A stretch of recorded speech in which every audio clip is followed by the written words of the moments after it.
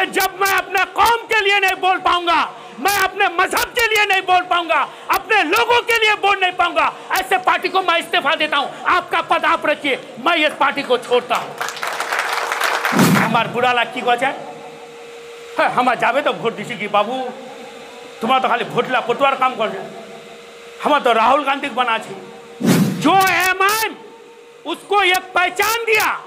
आज उसका भत्ता का पैसा से उसका गाड़ी का पेट्रोल जलता है, उसका भत्ता का पैसा से उसका जेब खर्च चलता है। आज उसी एमआईएम को वो बी टीम कहता है। मैं वोट के लिए ये नहीं कहूंगा कि आप लोग गलत नहीं है, आप लोग गलत है। अगर आप लोगों से कोई पैसा लेता है और जब हमारे पास आते हैं कि सीओ पैसा लिया, हम अगर बोलते हैं कि हमें लिख के दो तो आप लोग मुंह मोड़ देते हैं। हम लोग करें तो करें क्या, करें तो करें क्या? जिल्लत का जिंदगी 100 दिन, इज्जत का जिंदगी एक ही दिन काफी है। मेरे भाई, मेरे दोस्त, मेरे यारों, आज हमारे नौजवान जो प्रदेश में रहते हैं, आज आप देख लीजिएगा हर गांव हर बस्ती का मस्जिद को चमकाने का काम किया है। अगर उसका बस्ती में कोई रारी बेबा का बेटी भी लाना है, वो लोग दिल्ली, बंबई, अमेरिका सब जगह से पैसा भेज के उस बेटी का शादी दिलाने का काम किया है। मैं तो ओरिजिनल नेता वो नौजवानों को मानता हूं और सर झुकाकर सलाम करता हूं ऐसे नौजवानों को। आगामी बिहार विधानसभा चुनाव 2025 को लेकर ऑल इंडिया मजलिस इत्तेहादुल मुस्लिमीन किशनगंज की विंग पूरी तरह से सक्रिय हो चुकी है। जी हां दोस्तों, बिल्कुल सही सुन रहे हैं। पार्टी ने जो उनका डिजिटल मेंबरशिप कैंपेन है उसको लगातार जारी रखे हुए है और हर जिम्मेदार को ये जिम्मेदारी दी गई है कि मैक्सिमम लोगों को पार्टी से जोड़ना है। इसी कड़ी में पोठिया प्रखंड अंतर्गत उदगारा पंचायत के सिंगमारी गाँव में मजलिस के वरिष्ठ लीडर तसीरुद्दीन के नेतृत्व में एक कार्यकर्ता सम्मेलन का आयोजन किया गया। इस मौके पर जिला अध्यक्ष रहीमुद्दीन उर्फ हैबर बाबा ने सरकार और सिस्टम पर जमकर प्रहार किया। साथ ही किशनगंज सांसद व विधायक एवं पूर्व विधायक कमरुल हुदा पर जमकर निशाना साधा। पहले कागजात लिखा पड़ी हो आला सब भी मोबाइल लिखा पड़ी कर हिसाब मोबाइल कर। ये मोबाइल तो बड़ी अच्छी चीज है, लेकिन बहुत चीज छीन लिया। आला अगर 4 जन बड़े गप कर तो एक दूसरा जन भी नहीं देखे, मोबाइल डर भी नहीं देखे तो बैठना बेकार है। पहले बैठक में बैठ करके हम लोग का बूढ़ा, हम लोग का गार्जियन बैठ के गप करता था, चाय पीता था। अब बैठते जरूर है लेकिन वो मोबाइल में व्यस्त है। और रही बात ये मेंबरशिप, उसी तरह जमाना बदल गया, डिजिटल हो गया तो अब ये डिजिटल। लेकिन मैंने ये बात अख्तर साहब से और प्रदेश के लोगों से भी बात किया है कि इखान स्कैनर देखे लोकला डरा चाहे कहने दे यही सा, इसी स्कैनर से पैसा भी निकलता है। यही छापत पैसा निकला चाहे और यही छापत पैसा भेजा चाहे तो लोक लग जाए मोबाइल से हमारे पैसा नहीं निकला है। तो इसीलिए हमने तकी बाबू, तारिक बाबू रसीद का भी उपाय किए हैं। जो आदमी को एतराज है वो आप रसीद से, आप भी अध्यक्ष जी रसीद में उसको मेंबरशिप बना लेना है, उससे एक फोटो लेके हम लोग ऑनलाइन में कर देंगे। ये मिनट डबल है, लेकिन अब क्या कीजिएगा, जैसम दुनिया एकदम चलो, जैसम देश एकदम भेष। तो ये बात है। और रही बात ये इंसान का, हम तो यही जानते हैं कि जब से पंचायती राज चालू हुआ 2000 से, इसको हमेशा आप पद से नवाजा है। सबसे पहले चेयरमैन बनाए, उप चेयरमैन बनाए, इनको पद से नवाजते रहे।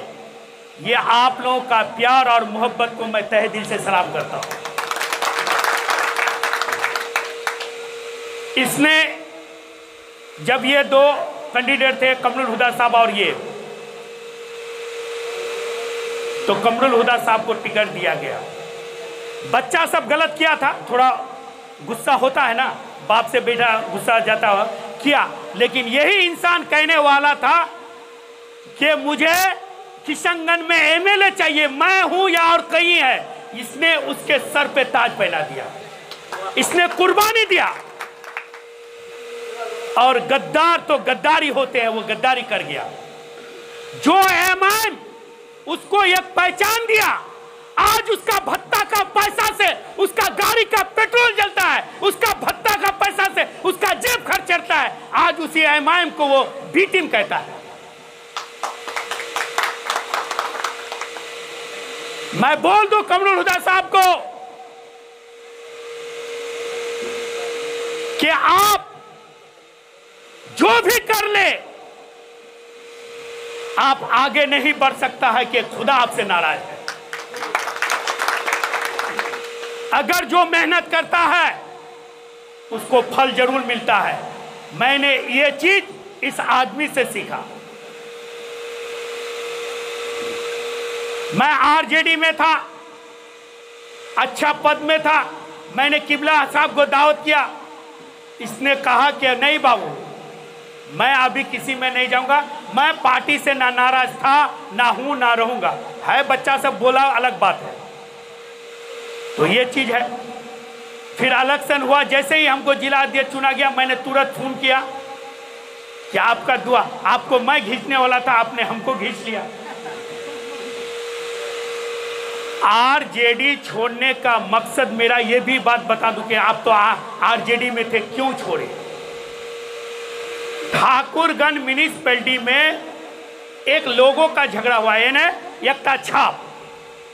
वो क्या था, जैसे इसको लोगो बोलता है, पतंग छाप है ना, वैसे ही वहां पर जो चेयरमैन साहब पेड़ छपाया था, उसमें एक मंदिर का दिया था। तो भाई वो पार्टी नहीं है, वो एक ऑफिस है, वो सरकारी ऑफिस है।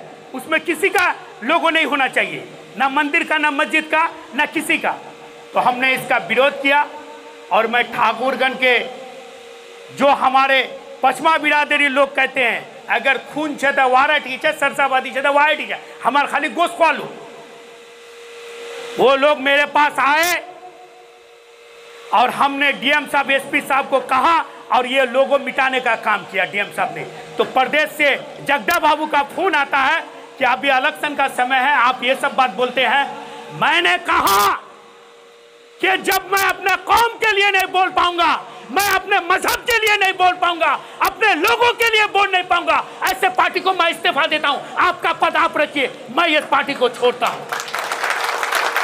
और मैंने फिर घर में बैठा 1 महीना, मैंने देखा कि कौन हमारे मुसलमान का रोनुमा हो सकता है, कौन हमारे मुद्दा उठा सकता है। तो हमने ओवैसी साहब का बातों को सुना, अकबर साहब का बातों को सुना, अख्तर साहब का बातों को सुना, इस मिजाज के लोगों का बातों को सुना। तो मैंने इस पार्टी को ज्वाइन किया। मेरे भाइयों, मेरे दोस्तों, मैं आप लोग से यह गुजारिश करना चाहता हूं, ठाकुरगंज में अभी मुझे किशनगंज जाना है। ठाकुरगंज में झंडा को लेकर एक मामला हुआ, 20 लड़का को पीटा गया। हम लोग सब कहे कि हम एसपी को कंप्लेंट देंगे। इसमें हमारे सुरजापुरी भाई थे, कोई नहीं तैयार हुआ।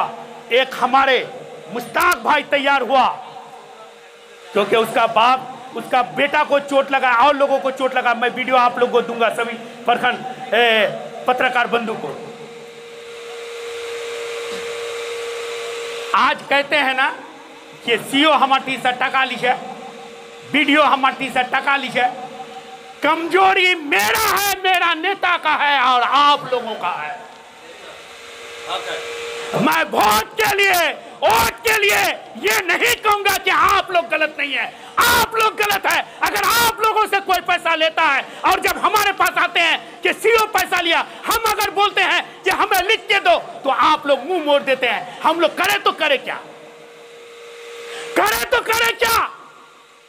हर चीज में नेता बदनाम, तहसील साहब बदनाम, हैबर बदनाम और कोई बदनाम हम लोग को करते हैं तो आप लोग करते हैं। आप लोग का कमजोरी हमें पीछे छोड़ देता है। जिल्लत का जिंदगी 100 दिन, इज्जत का जिंदगी एक ही दिन काफी है। मेरे भाई, मेरे दोस्त, मेरे यारों, आज मेरे नौजवान सब चीज में आगे हैं। आप लोग गौर कीजिए कि आप लोग का जिंदगी पीढ़ी में चला गया, हुक्का में चला गया। आज हमारे नौजवान जो प्रदेश में रहते हैं, आज आप देख लीजिएगा, हर गांव, हर बस्ती का मस्जिद को चमकाने का काम किया है। अगर उसका बस्ती में कोई रारी बेवा का बेटी दिलाना है, वो लोग दिल्ली, बंबई, अमेरिका सब जगह से पैसा भेज के उस बेटी का शादी दिलाने का काम किया है। मैं तो ओरिजिनल नेता वो नौजवानों को मानता हूं और सर झुकाकर सलाम करता हूं ऐसे नौजवानों को। वो नौजवान हमारे साथ है, हमारे ओवैसी साहब के साथ है, हमारे पार्टी के साथ है, क्योंकि उसने हमारे जज्बात को देखा है।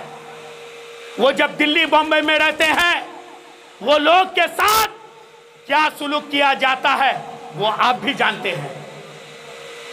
और हमार बुरा लग की वजह हम जावे तो भोट दिशी की बाबू तुम्हारा तो खाली भोटला पटुआर काम कर, हम तो राहुल गांधी बना छी। ये हमारे बुढ़वा का बुजुर्गों का बात कहना है। ऐ मेरे बुजुर्गों, आप लोग हम लोगों से ज्यादा जानकारी में हैं, आप लोग ज्यादा समझते हैं क्योंकि आप लोग हमें पैदा किए हैं। मगर आप लोग ये भी तो सोचा कीजिए कि कभी हटके देखे, अगर होर दिना दाल भात खा मना जाएगी ना, होर दिना गोश भात खा मना जाए ना, होर दिना मांस भात खा मना है, कोई दिन आज तो दाल खान बनीस। तो हर चीज बदल के खाने का अच्छा लगता है, तो इसी तरह एक बार बदल के तो देखिए कि वो क्या कर सकता है। बेचारा अख्तर साहब क्या नहीं किया। ये वक्फ बोर्ड का बात हुआ, ये धूप में हम लोगों को लेके 4 दिन 5 दिन चला, गाल मुख लाल हो गए। ये भी नहीं जानते हैं जाए काम करवा चाहते। हम तो ये परेशान इरा बात परेशान छू, 90 दिन 99 दिन एकदम हमरा जीतिया छी, एक दीदिना उसे हरिया छी। अब तो कौन बीमारी चल जाए, तब बीमारी जैरा चल जाए उड़ा तो मालूम है। जिससे ये उल्टा पुल्टी होता है वो हम जानते हैं। मैं किसी का शिकायत नहीं कह रहा। जावेद साहब को मैं, जावेद साहब का बाप से आइए, वहां से लेकर अब तक है, कोई कायदे का हॉस्पिटल है, कोई कायदे का स्कूल है, कोई कायदे का एक बच्चा ला खिलवाड़ कोई क्लब है, क्या हुआ है बोलिए तो आप बताइए। हम अपने लिए नहीं बोल रहे हैं, यहां तो वो हॉस्पिटल होना चाहिए कि और जिला का आदमी आना चाहिए इलाज करने के लिए, यहां पर वो स्कूल होना चाहिए कि और जिला का होना चाहिए, यहां तो वो यूनिवर्सिटी होना चाहिए कि बाहर से आना चाहिए। यूपी का भी नेता है आजम साहब, ओवैसी साहब भी नेता है, हॉस्पिटल रखा है, गरीबों को पढ़ाता है, डॉक्टर बनाता है, तो वो लोग हो जाते हैं बी टीम। अभी जन स्वराज अच्छे वहां के टका दिखे वहां की औकात, वहां तो एक एंकर एक ई शील, कौन रुपया देता है उसको बताइए। और ओवैसी साहब का तो माशाल्लाह अच्छा फैमिली से है। तो भाइयों, मैं ये नहीं कहता हूं टिकट के बारे में हम फैसला करने वाले नहीं हैं। टिकट का फैसला करने वाले ओवैसी साहब है, अख्तर साहब है, और किस्मत का फैसला करने वाला मेरा खुदा है, हम सबका खुदा है। क्योंकि अगर हम 5 टिकट इसको दे देना, अगर उसको मर्जी नहीं है तो कुछ नहीं होने वाला है।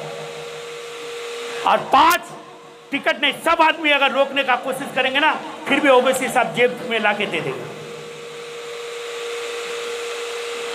तो मैं जो भी टिकट का दावेदार है उसमें मैं भी हूं, मैं भी कहता हूं कि जो भी टिकट का दावेदार है वो वक्त आने पर फैसला होगा, वो अल्लाह फैसला करेंगे, वो ओवैसी साहब फैसला करेंगे। लेकिन अभी हम सबको ये मिलकर काम करना है कि हमें ओवैसी साहब को मजबूत करना है, अख्तर साहब को मजबूत करना है और हमारे पार्टी को मजबूत करना है। ये सब सोच के लड़ना है और यही सब सोच के मेहनत करना है।